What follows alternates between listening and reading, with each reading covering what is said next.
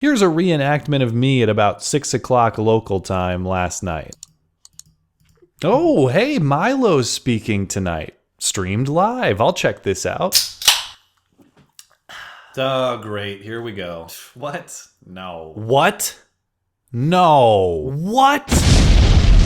If you follow Milo Yiannopoulos like I do, you know people protesting his speaking tour is nothing new. They spread blood on themselves at Rutgers.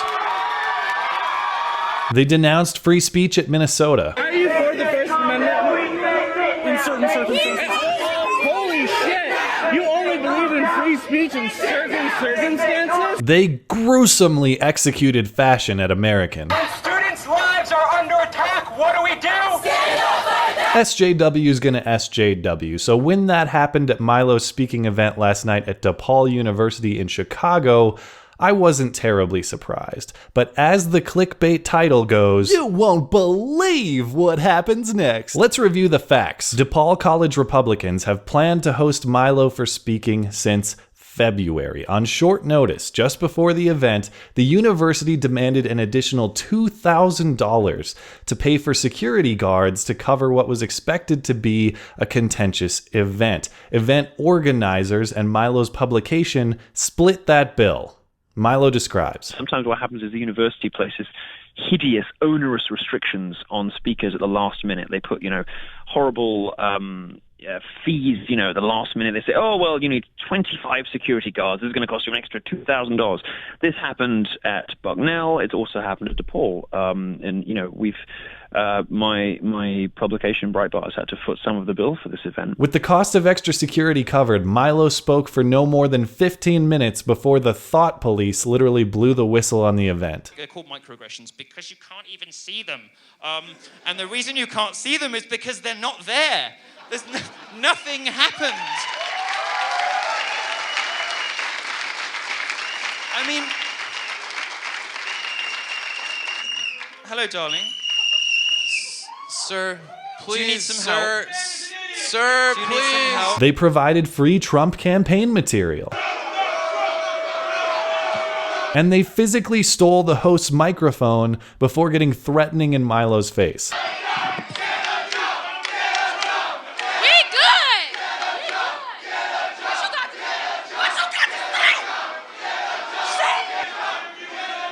I got all day.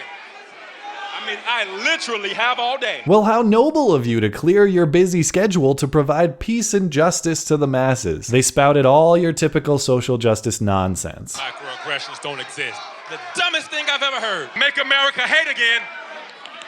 Racist bastard. But Milo handled it calmly, in form, with humor, as he always does. Imagine going home to your parents and having to explain you're in prison because you were protesting a faggot.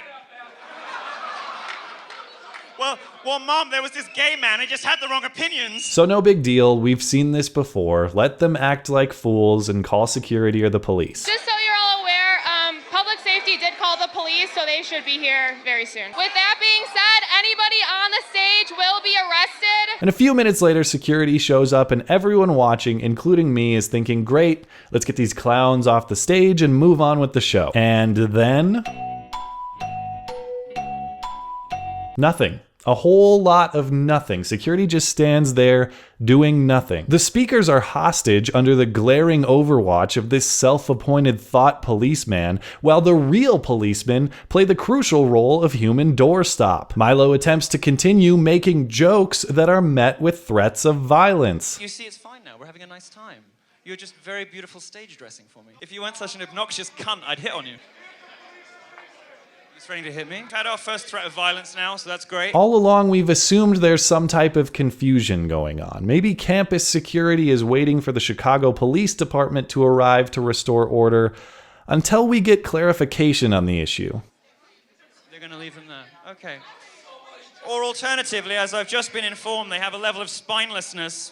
Like, they'll let it carry on, but they'll let them sit here so we can't really have a conversation with one another. It's very difficult to communicate. That's right, the school has decided to allow these protesters to hijack a paid speaking event on campus, to stifle a speaker a student organization worked for months to secure, to choose ideological imposition over intellectual discussion. At this point, Milo decided to take on the role of activist himself, marching with students on the president's office to voice their displeasure. Their concerns, however, appear to have fallen on deaf ears. There are some clips linked in the description if you have interest in viewing them. The protest itself isn't what's enraging here, though the protesters are annoying. But SJW is gonna SJW. It happens. We let protesters protest, but when protest radicalizes to the point it shuts down scheduled speakers for no reason other than their ideas or their opinions are wrong, an institution of integrity identifies the bullies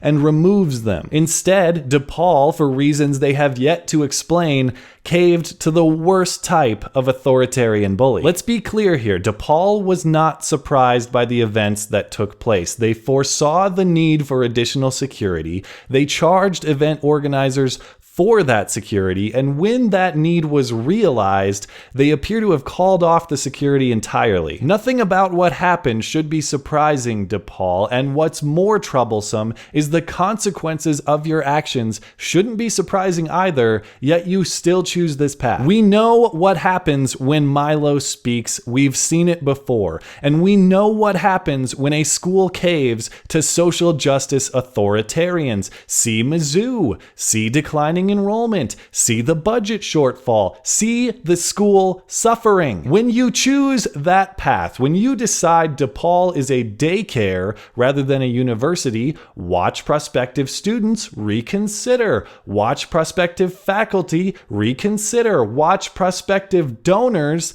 reconsider. Your radical commitment to serving the underprivileged will ironically strangle your revenue streams that allow you to serve the underprivileged in the first place. As much as I love Milo, the most profound thing said at this event was actually from the student who introduced him. Since I've been here, I've learned even though DePaul claims it's a community that prides itself on acceptance and tolerance, it's a lot easier to come out as being a gay person than it is if you come out as a Republican. At first, that statement sounds exaggerated for the sake of humor, but no more than 30 minutes after he said that did his university demonstrate why that's true and how they reinforce it. This guy is punished not for who he is or what he's done, but for what he thinks. At a university, no less. When your university is no longer a sanctuary for free thought, for the free exchange of ideas, for the open competition of ideas, when your university is not only indifferent to that mission, but betrays it, what is the purpose of being there at all? I look forward to your justification, DePaul, to how you spin this, to how you square a mission of free inquiry and academic integrity with blatant authoritarian ideological enforcement. I am eager to hear what you say. That is, of course, as long as the king and the queen deem it acceptable. If they storm your press conference, they get the mic, and whatever they say goes. It's only fair. Thanks as always for listening and for supporting this channel. Always appreciate that thoughtful discussion. Down below and especially over on Twitter, that is at skag_3. You are always welcome to come hang out and chat in my live streams. They are linked down in the description. Looking forward to it. Okay, bye.